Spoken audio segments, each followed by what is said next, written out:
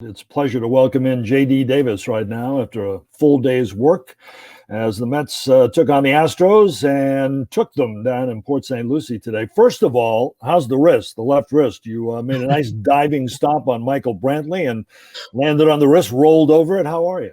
No, I'm doing good, Ed. Thanks for having me. Yeah, I just rolled over a little bit of a scare and a little bit of a pain, but just shake it off, rub some dirt on it the old baseball way, and perfectly ready to go. I was going to ask if you're out of breath because you look like the fourth man on a 4x4 relay team, scoring from first on an infield single. That's pretty good, number one, but you weren't stopping. You came all the way. No, not at all. I made me and TT were talking about the infield and how it was shifted over. And regardless of whatever infielder that it was hit to, that I was going to go to third, regardless. And so once I kind of peeked over my shoulder to see if that ground ball, if he made an error, if he made it clean, and sure enough, he bobbled it.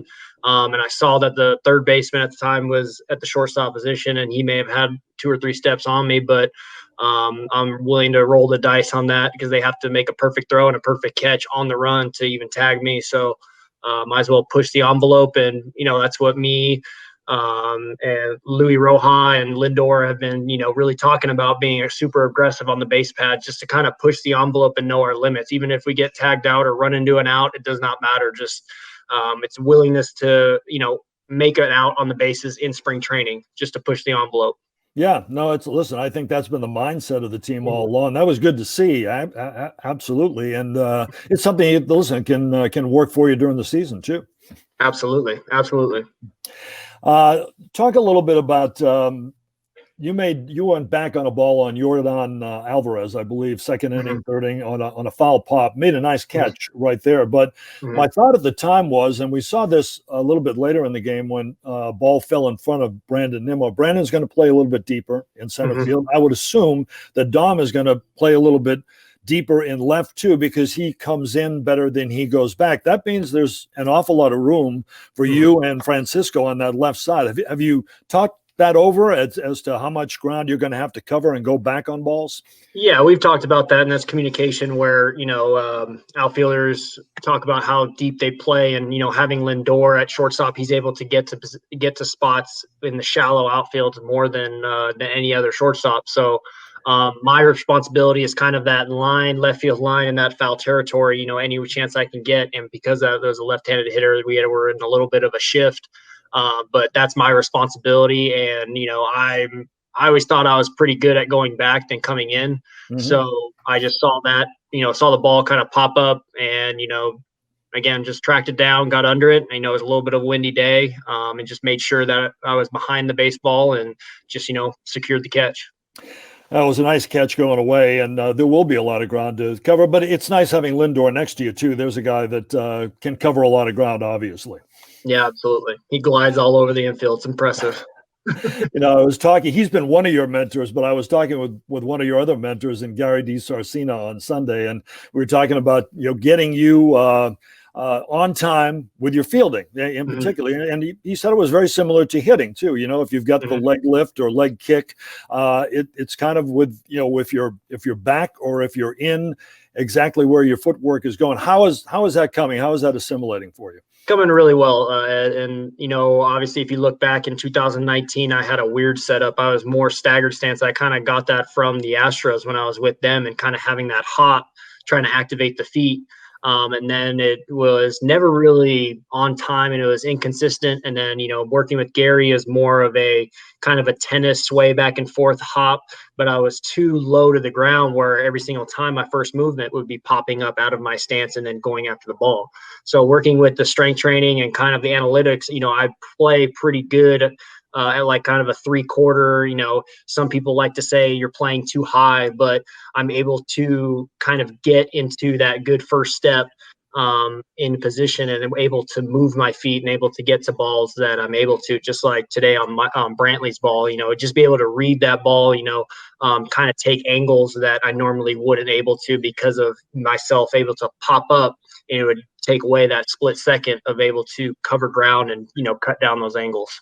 How important is it for you to know your pitchers as well, too, with Stroman, ground ball pitcher, or say with Jake, especially with two strikes, what he may be coming with?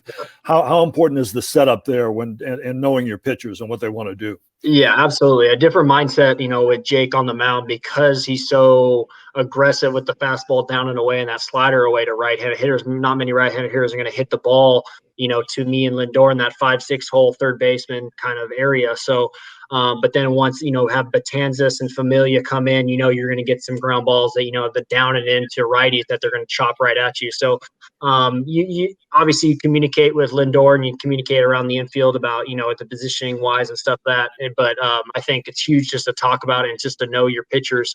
And then again, who is athletic? You got Brahma and you got, guys and, DeGrom's a better athlete than Familia. Not that I'm knocking Familia down, but those like that same kind of mindset where like that two-seam sinker on a righty is going to, dive in. I'm going to be able to either get a chopper right at me or a slow roller that I have to get that Familia is not going to be able to get. So I have to be on my toes. And again, what you said, being more aware of who's the pitcher and who's on the mound and who's throwing is huge.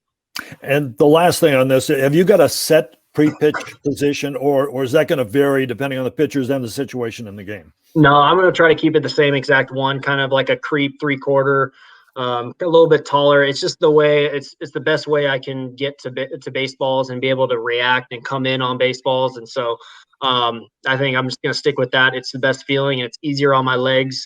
I know we all see the greatest platinum glove winner over there, Matt Chapman. He's like 3 inches off the ground, and I don't know how he does it, but yeah, I'm not that flexible. Where do you feel you are at the plate? You almost took Nivaldo Rodriguez's hand off today with a liner right up the middle. Plus, you've drawn your 6th walk, which leads the team, so that's going to tick Nimmo off. No question about that. But that also tells me that you're staying in a zone and you're going out to pitches. But I did see you talking to Chili during the game and just some of the things maybe you went over. Yeah, we're just talking about approaches and whatnot. Guys that have high velo or have that high spin rate, they're going to be sitting at the top of the zone and have those big curveballs. You could start exiting out pitches. My first at bat, I kind of chased at 2 pitches that were out of the zone that I should have gotten a walk. And, obviously at spring training, we learned from that and stuff like that. But going back to what Chili said, fastballs that are up where you can start exiting that, those are going to be automatically balls and stuff like that, try to get him down.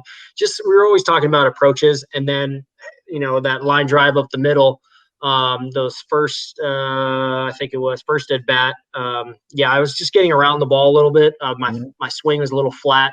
And into that bat, I went my bat a little bit more vertical. I tried to make that adjustment just to feel that kind of more of a shorter, kind of quicker bat, shoulder to shoulder. And sometimes people like to say swing down, but able to, stay within closer to my body. And I was able to actually square that ball up. So the last 2 games, I got 3 barrels. That's pretty much you can all really do for spring training. I know numbers, everybody likes to look at numbers, but in reality, numbers really don't matter in spring training. And so I'm getting there. I'm getting close. And, the legs are feeling good. It's just a matter of the hand path and the hands trying to stay short to the baseball and just trying to stay inside it at a consistent basis. That's what it is. I would think, if your line drive rate is good, you've always been a guy who hits the ball hard, and and you seem to be driving the ball in your at bats when you're making contact. Mm-hmm. Yes, exactly. You've been behind several great pitchers. When you were in Houston, Justin Verlander was there. Garrett Cole was there. Now DeGrom is here. I'm not going to ask you to compare because they're all great pitchers, but Jake is kind of special when he's out there on the mound, and especially right now when you watch him now and what he's delivering 100 and 102 and nasty breaking balls and that. Is he a step above at this point in your eyes? Yeah, I would say so. I hate to single out regular guys because everybody's equivalent or everybody's not equivalent. Everybody's their own pitcher, but just the way that he is and how relaxed he is and how much confidence he has in it. And obviously you can have confidence when you're throwing 102 miles an hour. So, but I mean, I was gracious enough or, blessed enough to watch Verlander and Cole over there, even Keuchel over there, the way he was throwing, topping out 92, 93, but he was a true pitcher. And just kind of being around Jake over the last 2.5 years. And, he's just getting better. It's it's impressive. And just the way that he's communicating with catchers and the way that he's on the same, same page with McCann right now. It's going to be fun to watch. It's, I'm excited for him. I think I think his best year is going to come forward right now. So I'm excited for him. It's also exciting to watch this lineup too. I think Conforto was a DH today, but that looked like the opening day lineup. You at third base, and go on down the line. And if you guys are on, I think you probably feel you can score a lot of runs. Yeah, and that's the name of the game. We had a top 5 offense last year, average and all that. We got on base. We just never really got to score any runs compared to 2019 and 2020. I think that just has to do with more of the 60 games in, prolong. If you put it 162 games, probably second half, a lot of us get hot and, we start having clutch hits just like we did. But I have, all the confidence in this lineup right now. And, Lindor just got his first home run. So he's been, chomping at the bit right now, putting up great at bats. And just to see him, go the other way with the fastball. And then I think it was a breaking ball that he pulled to right field for the home run. But just the way that, that just goes to show you right there how balanced he is. So, going up and down the lineup, Nims has been driving the ball the other way. He's been doing great. He's been working his butt off, and obviously, Damo got one in the wind today and hit it off the batter's eye. So that's pretty fun to watch, just to have him barrel one up. And then, just all around, man. I mean, McCann, he's putting it good, solid at bats. And then, Pete today, he got 3 knocks. He got a, line drive, 1 hop, right field, and he hit a fastball up, and then he just stayed on, I think it was a little cutter to the right center gap. So this lineup's going to be dangerous, especially if we're all in tune and we're all, scoring runs and, going up there and having good at bats. I think this team can do a lot of damage. It sounds good. I'm going to end with the end game, and that's Diaz, who looks, I think, terrific thus far. He looks like he's on his game and over whatever problems that he had before. Yeah, I think so too. He's been throwing the ball well, and he's been working with Hef and McCann back there. I think it's just a matter of time where something clicks for him.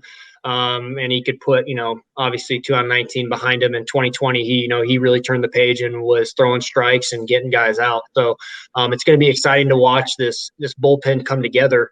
Kind of like that Kansas City Royals old bullpen with those 3 or 4 headed monsters coming out, with Betances, Familia, Diaz, Trevor May. Like, don't sleep on him. Like, he's up there throwing 96, 98, and he threw today. He had a really good outing. So it's going to be exciting to watch. And I'm excited for Diaz and what he's capable of doing. And, that 50 save is in his back pocket. You never know. It comes out for 2021, and hello Mets. That'd be nice to see. Did you go for oxygen, by the way, when you came in after going on the base? Yeah, a little bit. I had to go in the back for 30 seconds. JD, thanks an awful lot for the time. Appreciate it. We'll talk soon. Thanks. Yeah, no problem, man. Thanks for having me.